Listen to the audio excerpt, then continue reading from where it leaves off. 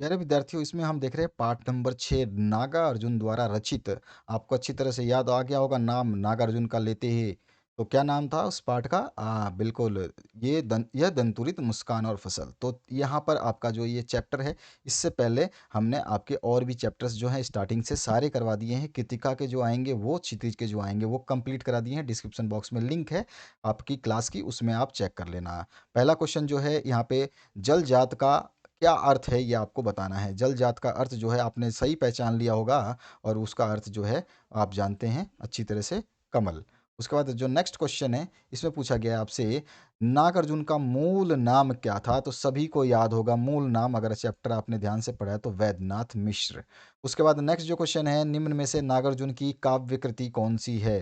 तो नागार्जुन की काव्य कृति आपको बतानी है, तो बता सकते हैं आप, बिल्कुल सही समझ लिया आपने, युगधारा। उसके बाद में नेक्स्ट जो क्वेश्चन है, नागार्जुन श्रीलंका में किस धर्म में दीक्षित हुए थे? तो वो धर्म बताना है। तो आप बिल्कुल सही पहचान सकते हैं, तो पहचान लीजिए, बिल्कुल सही पहचान लिया आपने। और इसका आंसर जो हो जाएगा, ये हो जाएगा बौद्ध धर्म। उसके बाद में नेक्स्ट जो क्वेश्चन है, नागार्जुन ने बांस और बबूल किसके लिए कहा था? तो उन्होंने स्वयं के लिए जो है बांस और बबूल का शब्द प्रयोग किया था।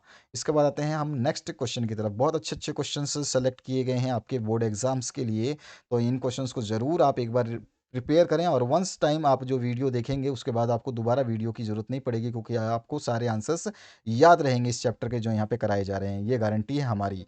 तो यहाँ पर जो नेक्स्ट आपका रिक्त स्थानों की पूर्तियाँ करेंगे, तो रिक्त स्थानों की पूर्तियों में पहला आ रहा है, नागार्जुन मैथिली भाषा में खालिस्तान उपनाम के कविता लिखते थे। तो यहाँ पर जो है आपको पूछा गया है, नागार्जुन मैथिली भाषा में खालिस्तान उपनाम के कविता लिखते थे। तो आंसर बिल्कुल सही है, यात्री उपनाम। क्या है? यात्री उपनाम से जो है कविता लिखते थे। तो यहाँ पे यात्री उपनाम से कविता लिखते थे। अगला जो क्वेश्चन है, दो मतलब क्वेश्चन नंबर 2, बच्चे और पिता के मध्य स्नेह का माध्यम खालिस्तान बनती है। तो वो क्या बनती है? तो खालिस्तान में बिल्कुल पिता के बिना, और बच्चा जो इसके बिना अधूरा है, उसका नाम आएगा माता।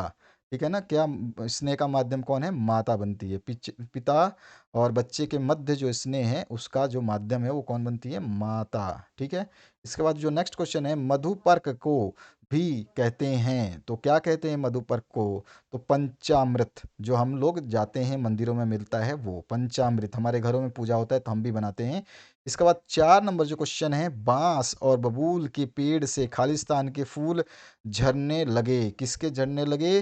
तो यहाँ पर जो है शेफालिका के फूल झड़ने लगे। किसके?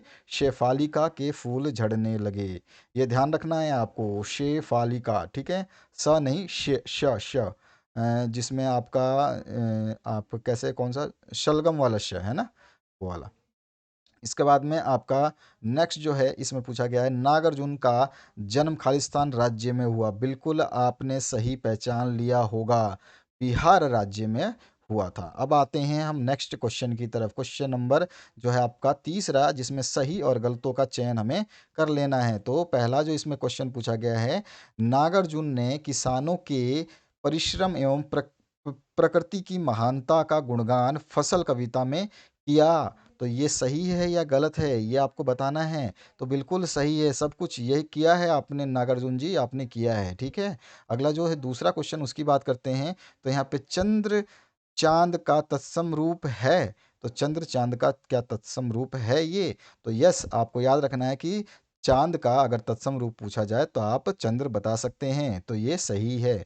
नेक्स्ट जो क्वेश्चन है उसकी बात करते हैं। तो नेक्स्ट जो क्वेश्चन है, नागार्जुन ने बंगला एवं संस्कृत में भी कविताएं लिखी हैं। तो बंगला और संस्कृत दोनों में ही कविताएं जो है लिखी हैं। नागार्जुन ने बंगाली में भी लिखी हैं, संस्कृत में भी लिखी, तो ये सत्य वचन है।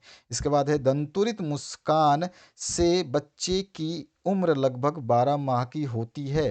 तो बच्चे की मुंह जो है, अरे उम्र जो है, दंतुरित मुस्कान से बच्चे की उम्र जो है लगभग 12 माह की होती है। तो कोई मतलब ये वो कोई फिक्स है कि 12 माह का होगा तो ही दंतुरित मुस्कान होगी? नहीं, असत्य है।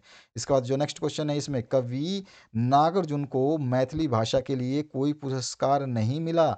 नहीं, बिल्कुल मिला है, तो इसलिए ये कथन गलत है। ठीक है। अगले क्वेश्चन की बात करते हैं। क्वेश्चन नंबर 4 पे आ गए हैं हम।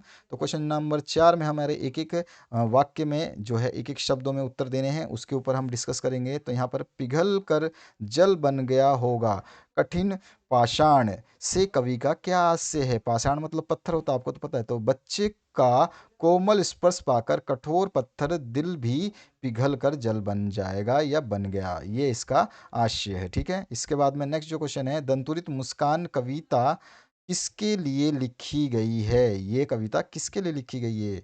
तो ये कविता जो है, कविता अपने अपने बच्चों के लिए लिखी गई है या केवल बच्चों के लिए लिखी गई है, तो आप ऐसे लिख सकते हैं। अगला जो क्वेश्चन है, नागार्जुन के अनुसार फसल क्या है।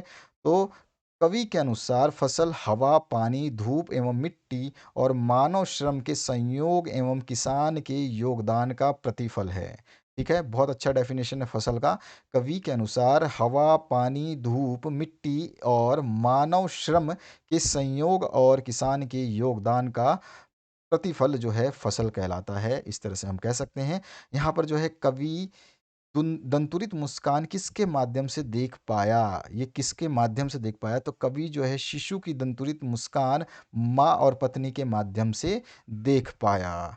इसके बाद अगला क्वेश्चन जो है हमारा, धूसरित अंगों को देखकर कवि किससे तुलना करता है। यानी कि धूसरित जो अंग हैं उसको देखने के बाद में कवि किससे तुलना करता है। तो कवि जो है इन अंगों की तुलना झोपड़ी में कमल खिलने से करता है। यानी कि वो कहता है कि इस बच्चे की जो मतलब कदम पड़े हैं इस झोपड़ी में, तो वो जो है कमल जैसा प्रतीत हो रहा है। तो इस तरह से हम इस चैप्टर के प्रश्नों के उत्तर देख चुके। अगले चैप्टर की बात करेंगे तो हम उस चैप्टर में कौन सा चैप्टर है हमारा, सातवां, जो कि गिरजा कुमार माथुर द्वारा रचित है। आपको अच्छी तरह याद आ गया होगा, तो उसको ज़रूर हम देखेंगे। चलिए, इस वीडियो को देखने के लिए बहुत बहुत धन्यवाद। अभी तक आपने शेयर तो ज़रूर कर दिया होगा, अपने दोस्तों को सब्सक्राइब करने के लिए बोल दिया होगा। बने रहिए चैनल के साथ में। डिस्क्रिप्शन में अपनी प्लेलिस्ट को देखना ना भूलें, उसके अंदर मॉडल पेपर्स जो हैं वो दे दिए गए हैं पूरे सॉल्यूशन के साथ में।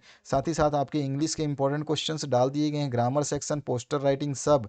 और यहाँ पर इंग्लिश के साथ साथ हिंदी भी आप देख रहे हैं। और बाकी जो सामाजिक विज्ञान, विज्ञान और गणित जो मेन आपके सब्जेक्ट हैं, इनको भी अपलोड किया जाएगा समय अनुसार। बिल्कुल बने रहिए चैनल के साथ में और पढ़ते रहिए। Thank you very much, have a good day.